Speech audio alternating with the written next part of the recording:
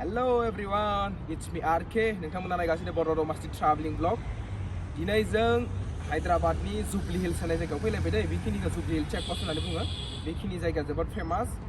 बेवहायनो साउथनि famous actor एक्ट्रेसफोरा बेयावनो थायो आरो खाथियावनो तेलेंगानानि CMनिबो न' दङ बेवहायनो ओमफ्राय बेखिनि जायगायाव जोंनिनो बर' फेमिलि बेवहाय जब मावो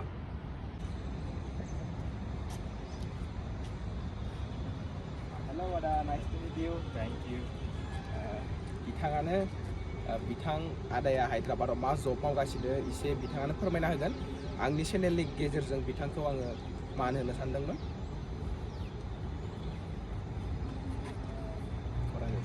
Thank you. आदाया हायद्राबादाव फैनानै बेसेबां बोसोर जाखो आरो बेवहाय मा जब मावगासिनो नोंथांनि बागै एसे फोरमायनानै होयोब्ला मोजां Actually, आं हायद्राबादाव 2007 फैनानै गुबुन जब मावदोंमोन उनाव जब मावनानै लास्टआव आं 2 बोसोर गुबुन जब मावनानै उनाव लास्टआव आं 2 बोसोरनि उनाव टेनिसआव कचिं लाबाय टेनिस कचिंआव आं अनलि कोचारनि ट्रेनिं लादोंमोन ट्रेनिं लानाय आंहा 2 बोसोर ट्रेनिं लाबाय आं टेनिस कोचनि ट्रेनिं लाबाय लानानै दायो आं टेनिस कचिं होबाय थायो आरो आदाया सार्टिफाइड टेनिस कोच बिथाङाबो जोंनि बे हायद्राबादाव फैनानै बिथां माने जोंनि बर'नि गेजेराव बिथाङाबो टेनिस कोच जानानै दंफैयो जोंनि थाखाय जोबोद बाख्नायजाथाव बाथ्रा आङो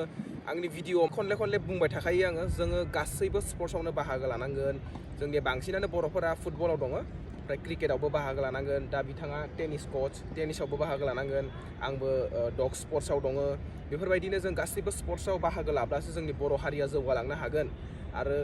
जों दा आदाजों एसे सावरायनि बिथाङा हायद्राबादाव फैनानै माबोरैहाय बे फिल्डआव फैखो आरो बे टेनिसनि जिथुबा बे स्पर्ट्सआव बेसेबां अपरचुनिटि दङ बेनि बागै एसे आदाजों सावरायगोन ओमफ्राय आदा बे नोंथाङाथ' दा सार्टिफाइड टेनिस कोच ओमफ्राय जोंनि बर'फोराबो सोरबा बेफोरबायदि फिल्डआव सोरबा दङ नामा आंनि साननायावथ' आं नुवाखै दासिमबो रावबो बर' मानसि नुवाखै गेलेग्रा दङ गथ'फोर खिन्थु कोचथ' रावबो गैया दासिम बे फिल्डआव माने बेसेबां ओरैनो अपरचुनिटि दं माने जेनेबा फिउचारा माबायदि जेनेबा जों बे फिल्डआव बाहागो लायोब्लाथाय इन फिउचार नेसनेल लेभेलागि गेलेनो हायोब्लाथाय गभर्नमेन्टफोरनिफ्राय माबाफोर मोनो नामा बेथ' मोनखायो फिउचार दङ बेयाव हार्डबो गेमाबो हार्ड सोलोंनांगौबो एसे माबा हार्डवर्क खालामनांगौ हार्डवर्क खालामबासो बेयाव सार्टिफाइड जानो हायो मानोना बहुतखिनि हार्डवर्क खालामनांगौ बेयाव माने इसिबां इजिबो नङा बे गेमा थेवबो हायो हाया नङा नों गावनि माबा गोसोजों माबा खालामनांगोन इन्टारेस्ट लानांगोन जुदि नों इन्टारेस्ट लाया बेखौ गेलेना लाब गैया खिन्थु नों इन्टारेस्ट लानानैसो गेलेनांगोन बेखौ अब्ला आदाया एसे आंनि नायगिरिफोरनो नोंथांनि थंखौ एसे फोरमायना होब्ला गाहाम जागोन मा गामिनि मा जिल्लानि आं एक्सुवेलि आंनि डिस्ट्रिक्टआ सनितपुर डिस्ट्रिक्ट ढेकियाजुलि बरमारा गामि आं बे हायद्राबादाव थायो हायद्राबादाव आं 2007आवनो फैनाय दासिम आं 2007निफ्राय आं बेलेग जब मावदोंमोन उनाव 2 बोसोरनि उनाव आं चेन्ज खालामबाय टेनिस कचिंनि माबा लाबाय टेनिस कोच ट्रेनिंखौ आं 2 बोसोर लाबाय 2 बोसोर लानानै उनाव दा आं जेराव कचिं लादोंमोन बेयावनो आं कोच जानानै दङ बेयो जोंनि जुबली हिल्सनि बे GSMC टेनिस कोच बे आं बेयावनो जब मावो आरो आंजों लोगोसे गुबुन आरो साबासो दंबावो बिसोरो सब तेलेंगानानि बिसोरो गोजोन्थों आदा आरो जोङो एसे बे टेनिसनि बागै बेसिक नलेजखौ नोंथांनिफ्राय लानो सानगोन नोंथाङा एसे फोरमायना होब्लानो जाबाय बेसिक नलेज माने टेनिसआव फैनोब्लाथाय माबा मोनसे जोंनो गोबां क्वालिफिकेसन नांगौ जायो ना एसेबां क्वालिफिकेसन गैयाब्लाबो जोङो बेवहाय गोसो गुदुंब्लाथाय बाहागो लानो हायो एसे फोरमायनानै होयोब्ला मोजां जागौमोन गेमाव फैनायाथ' क्वालिफिकेसननि इमान दा गोनांथि गैया बास जे नर्मेलबाबो जायो खिन्थु नोंनि इन्टारेस्टनि खोथासो आरो बे आदाखौ एसे डेम' खिन्थिनो होगोन माबोरैहाय गेलेनांगौ बा बेहाय जोङो ग्राउन्डआव थांनानै एसे स्टुडेन्टफोरनिखौबो भिडिअ दिन्थिनो सानदों आदानिसिम रोजा गोजोननाय थाबाय नोंथाङाबो हायद्राबाद बायदि जायगायाव फैनानै जोंनि बर' रायजोनिफ्राय फैनानै बेवहाय बेफोरबायदि जब मावगासिनो नोंथांनिसिम रोजा गोजोन्थों आंनि चेनेलनिफ्राय आङो गोजोन्थों होननानै बुंनांगोन नोंथांखौ आंबो सम सम गेलेनांगोन आदाजों फोरोंजानोसै आंबो एसे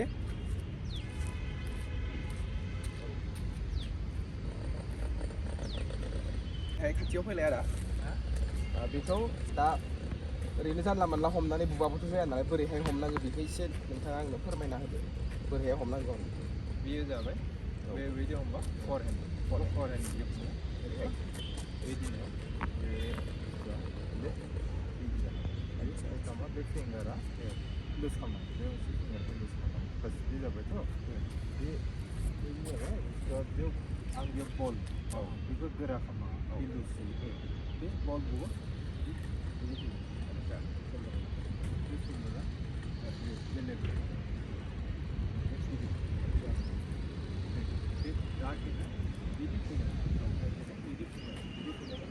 Same don't have it. Target at don't have. Same with them.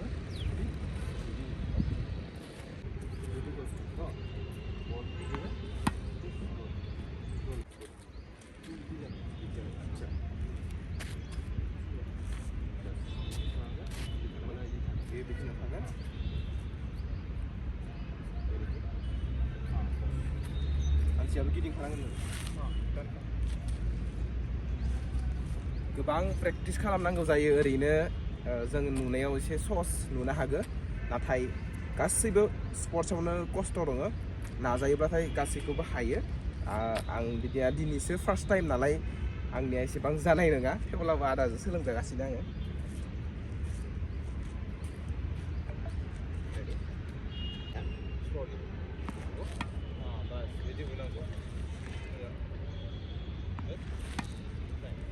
Rocket बिदि खालामबा माने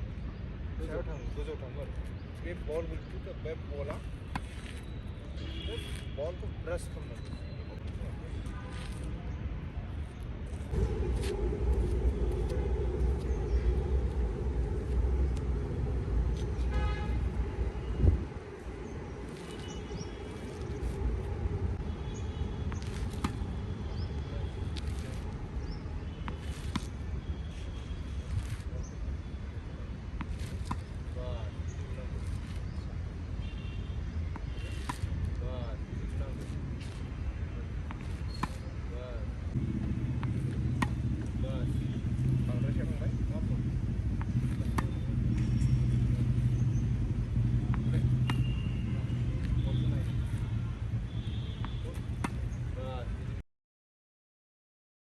बे स्पर्ट्सआवबो गोबां नलेज नांगौ जायो जेनेबा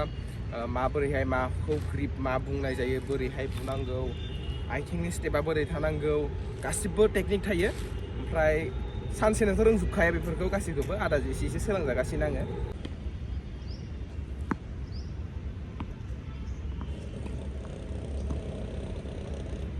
आदाजोंथ' जों गोबां सावरायबाय नाथाय बिथांनि मुंखौसो जों सोंनो बावगारदों आदानि मुंखौ एसे बुंना होलाय आंनि मुङा मुस्रि धरन चन्द्र दैमारि गोजोनथों आदा ओमफ्राय एक्सुवेलि जों स्टुडेन्टफोरनि भिडिअखौ दिन्थिनो सानदोंमोन नाथाय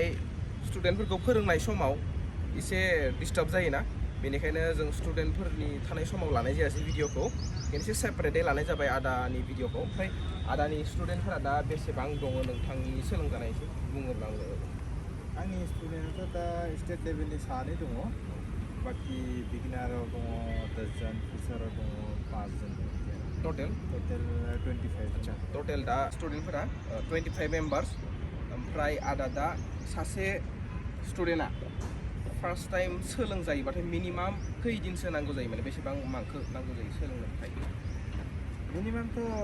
3 मासथ' नांथारगौ 3 मास नांगौ 3 मास कम्पालसरि नांथारगौ मानोना बे बहुत हार्ड ना बेवहाय सोरबा गावनि स्ट्रंनि सायाव गाव जुदि गोसो होथाबना सोलोङोबा मास मोननैबो सोलोंनो हानाय मास मोनसेबो सोलोंनो हानाय बे गावनि खुसिसो आरो जों जाखिनि फोरोंनांगौ जों फोरोंखायो बेयाव जुदि एसे गोसो होनानै गथ'फ्रा सोलोङो होमबाथ' थाब रोङो सोरबा गथ'फोर दङ बोसोरसे जाबाबो रोङा सोरबा दङ 6 मास जाबाबो रोङा सोरबा दङ 3 मासावनो रोंनाय सोरबा दङ 2 मासावनो रोंनाय मिनिमामथ' 3 मास नांखायो आंनियाबो दिनैसो फार्स्ट टाइम दै आंनियाबो जादोंना जायाखै आदानियावसो सोंनायनि 105% जाहांदों ओमफ्राय आंबो सोलोंजानांसिगोन अब्ला आदाजों सम फैनानै आदाजों गेलेफैनांगोन राकेट हमहांदोसो औ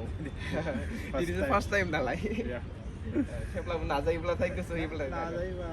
रोंखागोन आंना आलदा स्पर्टसा गुबुन स्पर्टसाव दं आङो ओमफ्राय दा आदाजों एसे फ्रि टाइमफोराव सम गेलेफैनांगोन माने जोङो गुबुन रायजोआव दंफैयो जों बयबो बर'फोरा बिदिनो खौसेहाय ज'नो लोगो हमलायनांगौ मिलायलायनानै जों बयबो ज' थानांगौ बेखायनो सम आदाजों इन्जय खालामफैयो बास बे गेमा बहुत सोरबाफोर हायद्राबादनिफ्राय नायगासिनोबाथाय आरो फेमिलिफोर दंबाथाय खुदियाफोर दंब्ला सोलोंहोफैनो हागोन आदाजों सोरबाफोर बे स्पर्ट्सआव इन्टारेस्ट दंबाथाय सोलोंजानो हागोन ओमफ्राय आंबो आदाजों सम फैनानै बेहाय एसे गेलेफैगोन स्पर्ट्सआव आंबो एसे इन्टारेस्ट दङ गेलेनायफोराव आरो जायफोर बिथांमोना आंनि चेनेलखौ दासिमबो साबस्क्राइब खालामाखै नोंथांमोनाबो साबस्क्राइब खालाम आंनि गोसो गोरबोनिफ्राय आं खावलायहरो आरो नोंथांमोना आंनि भिडिअखौ मा जायगानिफ्राय नायगासिनो बबे जिल्लानिफ्राय नायगासिनो एसे कमेन्ट बक्सआव लिरनानै फोरमायहरबानो जाबाय आङो मिन्थिनो गोसो गुदुं गोजोन्थों